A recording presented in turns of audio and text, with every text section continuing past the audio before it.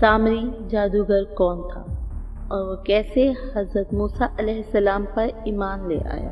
ناظرین، قرآن کریم میں یہ منظر کچھ اس طرح بیان کیا گیا ہے کہ جب حضرت موسیٰ علیہ السلام اپنے ماننے والوں کو اللہ کے حکم سے فرعون کے ظلم سے نجات دلوانے کے لیے دریائے نیل کی جانب روانہ ہوئے تو حضرت موسیٰ نے اپنے عصا کے ذریعے دریائے نیل میں راستہ بنایا اور تمام بنی اسرائیل کے لشکر کو دریا عبور کروایا۔ اس لشکر میں فرعون کا ایک خاص جادوگر سامری بھی شامل تھا جو دریا عبور کر گیا تھا، اور اللہ نے فرعون کے لشکر کو دریائے نیل میں غرق کر دیا۔ اور پھر یہ قوم حضرت موسیٰ علیہ السلام کے ساتھ وادی سینا میں ہجرت کر گئی۔ وہاں اللہ نے موسیٰ علیہ السلام سے وعدہ کیا کہ انہیں ایک مقدس کتاب توریت عطا کی جائے گی جو کہ بنی اسرائیل اور بعد میں آنے والے لوگوں کے لیے ہدایت ہوگی۔ حضرت موسیٰ علیہ السلام کو یہ حکم ملا کہ وہ 30 راتوں کے لیے کوہ طور پر قیام کریں، اس کے بعد انہیں توریت دی جائے گی۔ لہذا حضرت موسیٰ علیہ السلام نے اپنے بھائی ہارون کو اپنا خلیفہ مقرر کیا اور بنی اسرائیل کو اپنے بھائی کے سپرد کر کے انہیں یہ کام سونپا کہ جب تک آپ کوہ طور سے واپس نہ لوٹیں گے وہ اس قوم کے مسائل کو دیکھیں گے اور ان کا نظام سنبھالیں گے۔ موسیٰ علیہ السلام کوہ طور پر چلے گئے جہاں آپ نے 1 ماہ کے روزے رکھے اور عبادت میں مشغول رہے۔ ادھر شیطان مردود کو بنی اسرائیل کو بہکانے کا ایک بہت ہی سنہری موقع مل گیا، لہذا سامری نے بنی اسرائیل کو بھٹکانے کا ارادہ کیا۔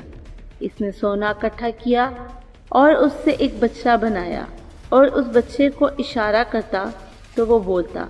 اس نے لوگوں کو اکٹھا کیا جو موسیٰ علیہ السلام کے امتی تھے، وہ سارے اس کو ماننے لگ گئے۔ اس سامری جادوگر نے ان سب کو کہا کہ دیکھو، موسیٰ کا اللہ تو نظر نہیں آتا جس کو تم سجدہ کرتے ہو۔ دیکھو، میں نے تمہارے سامنے بات کرنے والا بچڑا بنایا ہے، تم بات کرو گے تو یہ بات کرے گا۔ اب اتنا شعور تو تھا نہیں، فرعون کے دور کے لوگ تھے تو انہوں نے کہا اب کیا کریں؟ سامری جادوگر نے کہا اس کو سجدہ کرو۔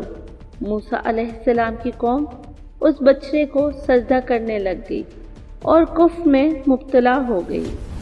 پھر جب حضرت موسیٰ علیہ السلام 30 سے زیادہ دن بعد کوہ طور سے واپس آئے تو اپنی قوم میں ماحول کو تبدیل پایا اور ہر طرف کفر و شرک کی بو آ رہی تھی۔ لوگ ایک سونے کے بچڑے کی پوجا میں مصروف تھے۔ یہ دیکھ کر حضرت موسیٰ غضبناک ہوئے اور آپ پر جلال طاری ہو گیا۔ آپ اپنے بھائی ہارون پر غضبناک ہوئے اور غصے میں کہا کہ میں نے تمہیں قوم کی ذمہ داری سونپی تھی، تو پھر یہ شرک کیسے ہو گیا؟ لوگ اس بچڑے کی پوجا کیوں کر رہے ہیں؟ حضرت ہارون علیہ السلام نے کہا اے میرے بھائی، مجھ پر ملامت نہ کرو، اس قوم نے میری بات نہ مانی اور مجھے کمزور کر دیا۔ میرے لاکھ سمجھانے کے باوجود یہ اس عمل میں لگ گئے اور مجھے جان سے مارنے کی بھی دھمکی دی، لیکن میں ان ظالم لوگوں میں شامل نہیں ہوا۔ لہٰذا موسیٰ علیہ السلام کا جلال جب کچھ کم ہوا تو آپ نے اللہ سے اپنی قوم کی بخشش کی دعا فرمائی۔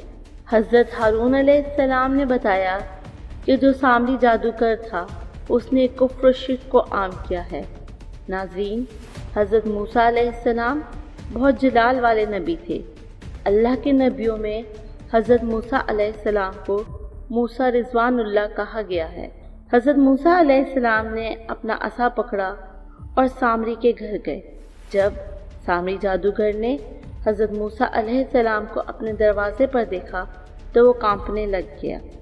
اس کو پتا تھا موسیٰ علیہ السلام بہت ہی جلال والے نبی ہیں۔ حضرت موسیٰ علیہ السلام نے غصے میں کہا کہ وہ بچہ لے کر آؤ۔